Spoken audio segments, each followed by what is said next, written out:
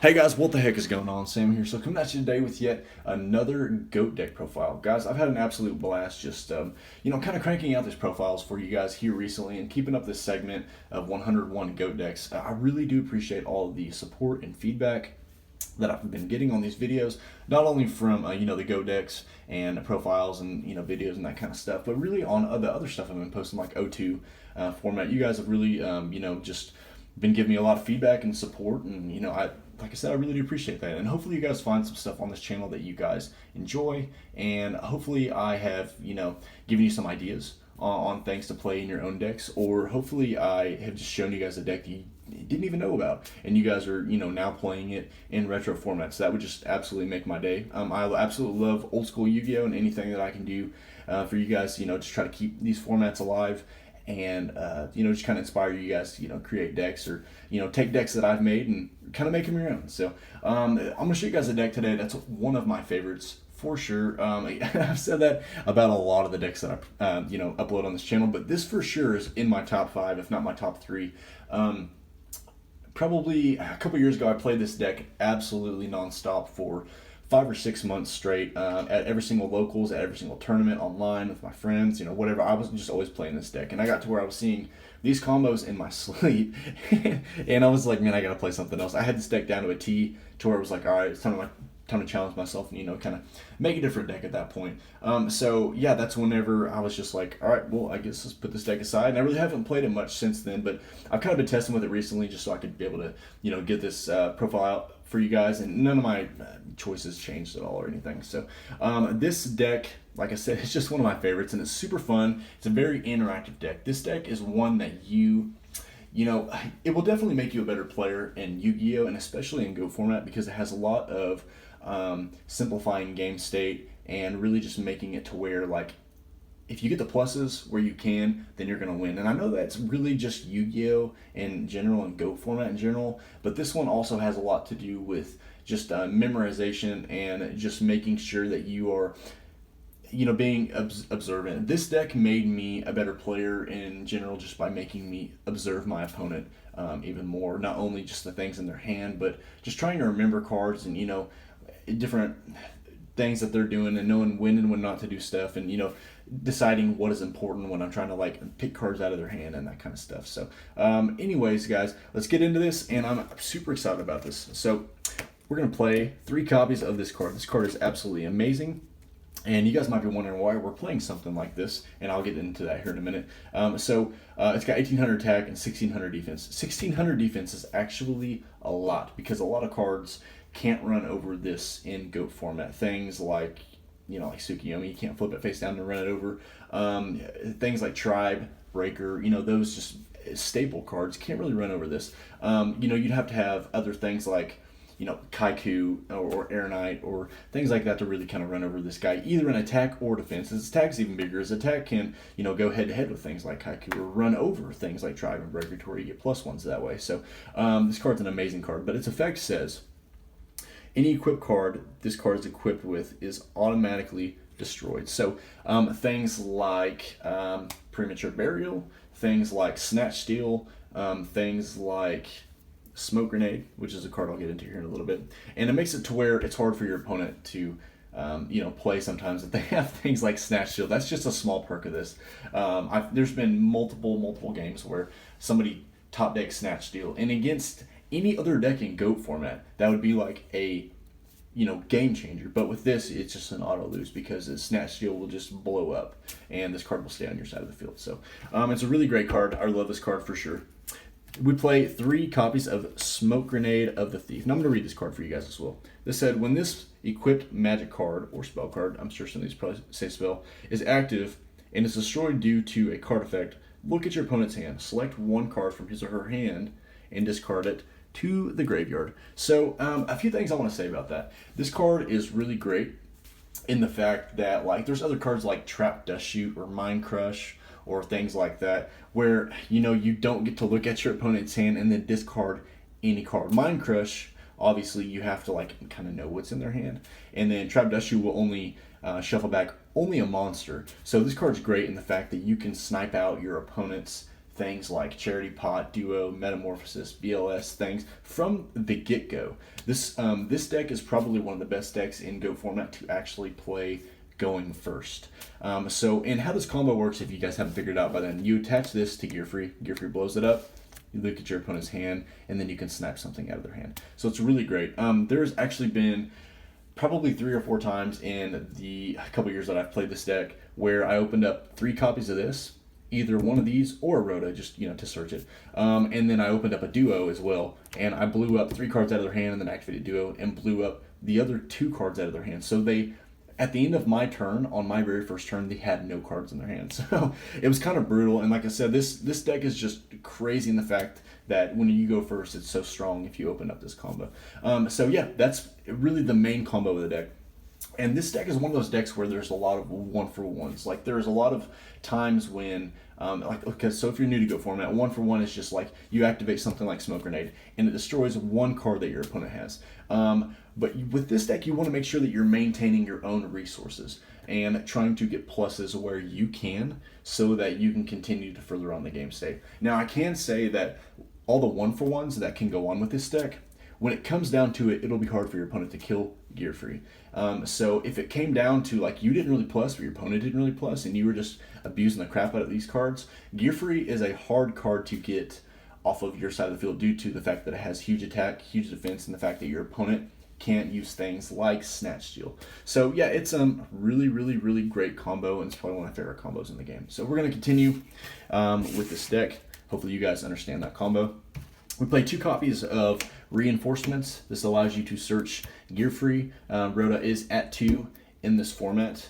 And we play a copy of DD Warrior Lady and Exiled Force. Now these are both cards that are again a 1-for-1, and it's more or less kind of a toolbox because these cards can clear any monster on the board almost instantly. Exiled Force is arguably better in some situations. DD Warrior Lady has to attack, so it can be, disrupted by traps, but at the same time, it does banish your opponent's monster. Like I said, these are just more examples of 1-for-1s. I like playing decks in GOAT format and in Yu-Gi-Oh! In general that simplify game state, and by that, I mean you and your opponent both lose cards at the same time, and you and your opponent both have an accumulance of is that even a word? I don't even know. Like in between cards on the field and in the hand, you have very little cards. Between 1 and 4, and that's whenever simplified game state comes into play, and it makes it hard for you or your opponent to really further the game state. But if you have cards that can kind of put pressure on your opponent,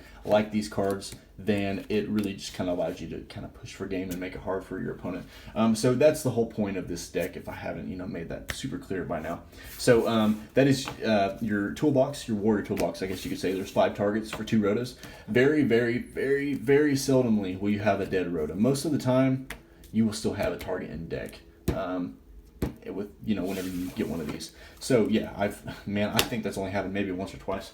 So next we play cards that I'm gonna kind of, I don't know. These are kind of hard to explain, so you guys stick with me for a second. They're not hard to explain. Obviously, it says draw 1 and it's a flip effect monster, but the fact that why I play them. So Dekoichi is a card that like I said, obviously allows you to draw 1. But these are great in the fact that unless your opponent has something like Blade Knight, or level 2 Swordsman, those are cards that will go plus on cards like these. But whenever you set in a flip effect monster, it automatically puts pressure on your opponent because they have to waste a knock to get rid of it, or they will have to waste a monster like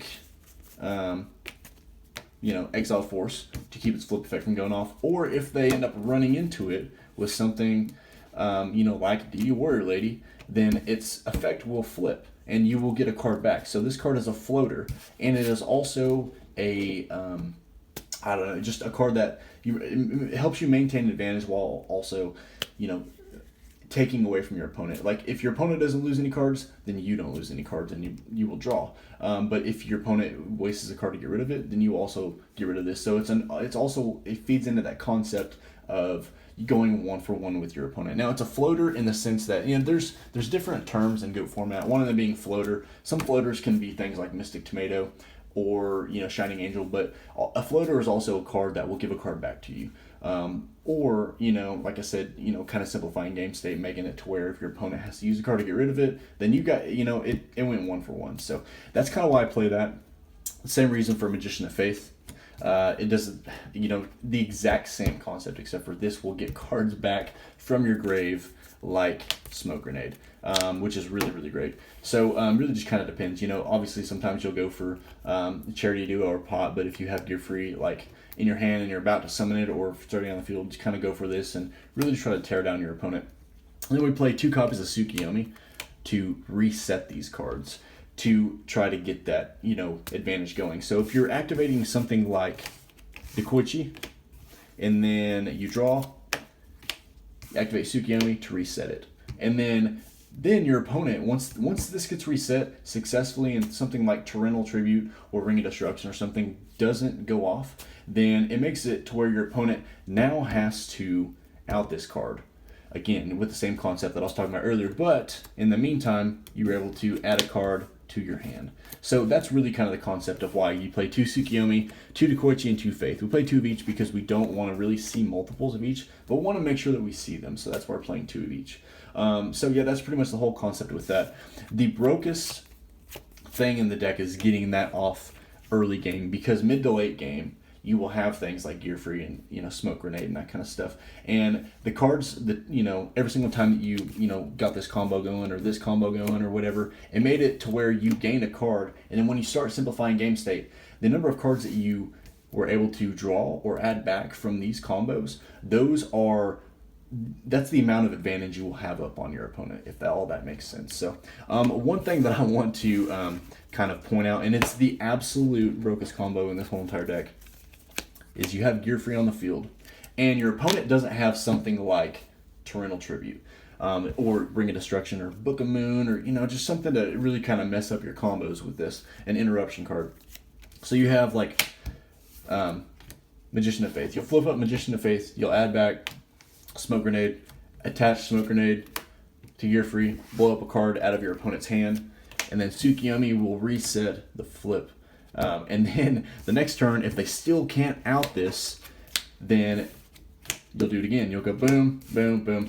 And with this combo, you want to make sure that you're sniping things out of your opponent's hand that will allow them to disrupt this, if that makes sense. Things like Metamorphosis, things like Ring of Destruction, and just card Torrential Tribute, things that will kind of mess up this combo. Keep these combos going as long as you can. If you open up the combo with Dekoichi and Tsukiyomi, make sure that you keep this combo going as long as you can. Do not summon any other monster. Even if you have the Gear Smoke combo in your hand, save that for later. Keep this advantage going as long as you can, because mid to late game, when they start losing resources because of Smoke Grenade, all those cards that you accumulated, you can use those to push for game later on. So yeah, guys, 2, 2, and 2. Like I said, you don't really want to see too many of them each, because they can kind of get cloggy. But at the same time, you want to make sure that you see them. So, yep, that's part of one of the strategies in this deck to help you gain advantage. Next, we play here. I'm going to show you guys the 1-ups. Sangan just obviously searches really any of these monsters to kind of try to get, except for Gear Free, to try to get keep these combos going. It can also search your Deed Warrior Lady and your Exiled Force. A lot of the time, I try to search the Exiled Force just because it's great for that, just clearing whatever problematic monster your opponent has. One thing that I point out in a lot of my GOAT format videos is if you have something in the grave, like Sangan, and you have Call of Haunted on the field, you can always just chain Call of Haunted, bring back Sangan, and then like if your opponent tries to destroy Call of Haunted, bring back Sangan and then search it, because it did hit the field and then it got sent back to the grave. And then we play things like Breaker, and which I'm going to talk about Breaker for a second. There's a combo where you can attach Smoke Grenade to Breaker, and then you can take the counter off and destroy this, and then you can look at something in your opponent's hand. So Breaker is also another way that you can get this whole thing going. Obviously, like, you take the counter off and you become 16 instead of 19, but it's worth it, especially if you open up Breaker in this your first turn, but you didn't open up a Rhoda or a Gear Free. Just go ahead and do that combo. It's totally worth it, just to snipe something out of your opponent's hand. Smoke Grenade does have to be face up, so like you can't set it and then hope your opponent activates Heavy Storm or something like that. It has to be face up.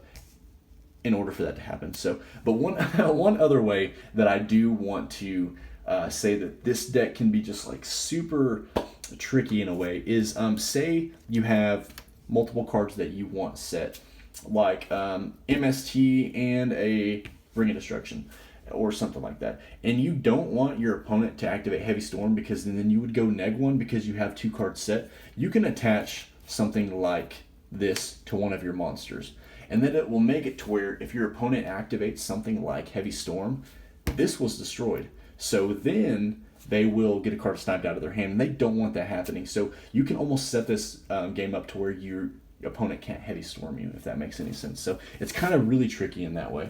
Next we play one Sinister Serpent because we play things like Charity, honestly. Otherwise, I'll just set this card. I'll just set this card, and then honestly, sometimes I'll just put it out there, and then if they want to knock it, that's totally cool. And that seems like super irresponsible, but it's one knock that they won't have later for things like Dekoichi and Faith and that kind of stuff, because you use Dekoichi and Faith for so many of your loops to gain advantage. Same thing goes for DD Warrior Lady. I'll set DD Warrior Lady all day long just to hopefully, hope that they'll waste a knock on it. So, but obviously you pitch things like Serpent for things like Charity or your opponent's duo, or stuff like that. We don't play Metamorphosis in this deck, so Serpent can't get used to its full ability, but it's just the fact that you want to make sure you're keeping advantage on your opponent. So yeah, it's a really, really, really great card. Serpent is just kind of a standard when it comes to Go format. Lastly, we play one BLS. And I know this is kind of weird because, you haven't seen enough lights yet. But we play 6 Darks in the deck. We play 2 Dekoichi, 1 Sangan, 1 Breaker, and then 2 Tsukiyomi. And then we play 3 copies of Thunder Dragon. I like Thunder Dragon in this deck because not only does it give you light fuel, other reasons. It's just a +1. It gives you advantage for things like whenever you go to see Charity later, just throw these Thunder Dragons in the grave, and you were able to see an extra card for free, pretty much. So yeah, Thunder Dragon's just really great for that reason. The main reason that I put this in the deck, though, was just to make sure that I had light fuel in the grave for something like BLS. So yeah, and that is it for the monster lineup, guys. I can't remember how many monsters that is. You guys will have to let me know down below. Next, we play things like Pot of Greed, Charity, Duo. Obviously, play these. This card's better in this deck than it is in most, just because it's just crazy. The amount of cards you can just rip out of your opponent's hand with this deck is just stupid. We play 1 copy of MST, and then we play 1 copy of Snatch Steel. Now, guys, I don't play things like Heavy Storm in this deck, and I don't play things like Premature. Premature is because you can't revive things from your grave very often, as much as you'd like to. Gear Free will get destroyed. DD Warrior Lady will banish itself. Tsukiyomi can't be special summoned, and then it's just kind of lackluster most of the time. So I decided to cut Premature from this a long time ago, and when I was testing the deck here recently, I decided to keep it out just to make sure. I tested it, and then I decided to, again, remove it. So I would not recommend playing something like Premature in this deck. But Heavy Storm I'm not playing because a few different reasons. I'll get into it, I guess, here in a little bit when I go to explain the traps. But Heavy Storm's just kind of really weird in this deck because of the choices that you play with this deck. Things like Smoke, and you want to make sure that you're not setting yourself up to where your opponent can't activate Heavy, and then you have a Heavy in your hand, and you pretty much just have a useless card, if that makes any sense. Next, we play 2 Upstart Goblins. Because of a couple different reasons. I like to play Upstart Goblin so that I have a spell in my grave for whenever I have Magician of Faith, and also because I like to, increase my chances of seeing my Gear Smoke combo on my first turn. So that's why I play 2 copies of Upstart. Upstart is actually an amazing card with this deck. I'll link a video down in the description of a video that I had of this deck, where I activated Upstart like 5 times or 6 times or something, and I still won just because of the advantage that this deck was able to gain with flipping over Faith like 4 or 5 times, just adding back Upstart, and then I was able to grind them down with things like Smoke, and then you just end up winning in the end with your advantage. So that's why we play things like Upstart Goblin. And then we play two knocks. Just in case you don't know, I'm gonna kick it elementary for you guys. Sook and knock can out pretty much any monster. You just flip it face down and then you just knock. And then yeah, most of the time be kind of weary. If your opponent has something set, don't attack with Tsukiyomi. The 1100 damage doesn't really matter at that point. It will later in the game, but unless you absolutely need to attack with Tsukiyomi just to win, don't. Just kind of keep it in your hand for utility. That's kind of my advice I like to try to give people. We play 2 copies of Book of Moon. This replaces your Heavy Storm as well as your Premature. A long time ago, these used to be Jar of Greeds, but I took them out for, I tried the Premature and the Heavy Storm again. I just really did not find it as useful in this deck. So I played things like Book of Moon. Attacking with something like Gear Free, and then they chain Mirror Force, then you can just chain Book of Moon, flip it face down, and then your opponent will have a hard time outing 1600 defense. And if they out it with something like Knock, then that just continues with the 1-for-1, kind of just a theme of this deck. But also we play things like Magician of Faith and Dekoichi, so you can attack with those little things, and then if your opponent tries to destroy them somehow, then you can just chain Book of Moon and reset it and make your opponent have to re-out it pretty much. So yeah, these pretty much just replace the Premature and the Heavy Storm. Next we play 3 copies of Dust Tornado. I like 3 Dust Tornado in a lot of decks that I play, but I really like it in this one because you know what your opponent has in hand a lot of the time due to the fact that you play things like Smoke. So you want to really just try to snipe out the things on your opponent's side of the field that you think that they set. So for instance, say your opponent you activate Smoke, and your opponent has 1 Scapegoat and 3 monsters. And then on their next turn, they end up setting a card. If this card was set, and then you activate on the end phase, activate on the cards that they set, because more than likely it will be that Scapegoat that you saw. And they won't be able to utilize, Scapegoat or whatever really great card that you think that they had, or that you saw that they had. So Dust Tornado is just really great. And I play 3 of this also because of the fact that we're not playing MST. I'm sorry, not MST, Heavy Storm. So it's also another reason why we're playing 3 of this card. One other thing that I want to point out with this deck, I'm glad I talked about MST, is the fact that if you really want to go neg 1, then you can attach your Smoke Grenade to something like any of your monsters. Destroy your own Smoke Grenade. If you're up on advantage and you can afford to go neg 1 for your opponent to lose even 1 more card, just keep them on the ropes and just, MST your own Smoke, but make sure it's attached to one of your monsters first. And then you'll lose 2 cards, and then your opponent will lose 1 out of their hand, but you get to see their hand again. So, yeah, glad I brought that up. Mirror Force, Ring, and Call the Haunted. They're just the 3 best traps in the game, if I'm being honest, and you play... this is the only 3 traps that you play besides Dust Tornado. So, yeah, that's it for the main. I'm going to show you guys the side. We don't play an extra, obviously, because we don't play Metamorphosis. But with the side, I'm not going to, BS you guys. Like normal, I'll only show you guys cards on the side that are really kind of useful. So we play things like Kaiku for the Chaos matchup.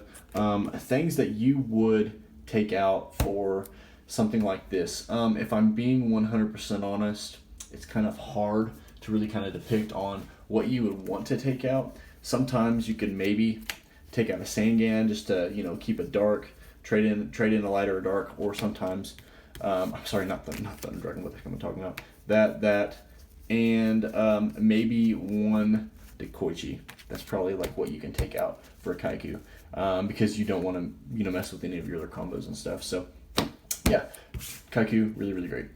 Then we play cards like Designator. This card's crazy. Sometimes if you're just feeling really, really, really just ballsy, you can side in 6 copies of cards. Man, this is crazy. Just going first and just going to town on your opponent like from the get-go. Sometimes if you open up Dust Tornado with Gear and Smoke, it's GG. It's really hard for your opponent to kind of come back from it. This can be techie. This can also be useless in your hand sometimes. It really just depends on what other cards you saw, and it really just depends on your matchups. You don't want to just side this in against any deck. You want to side this in against decks that play things like Merchant, Faith, Tsukiyomi, cards like that will add cards to your hand or return to your opponent's hand, things like Ashura Priest, because then you'll know what they have in their hand. So yeah, and it banishes them. So it's kind of like really, really, really great. And then the last card that we play is Heavy Storm. I only side this in against things like Gravekeepers, because Gravekeepers will get big enough with Necro Valley to attack over things like your gear free. I side this in against burn and that kind of stuff.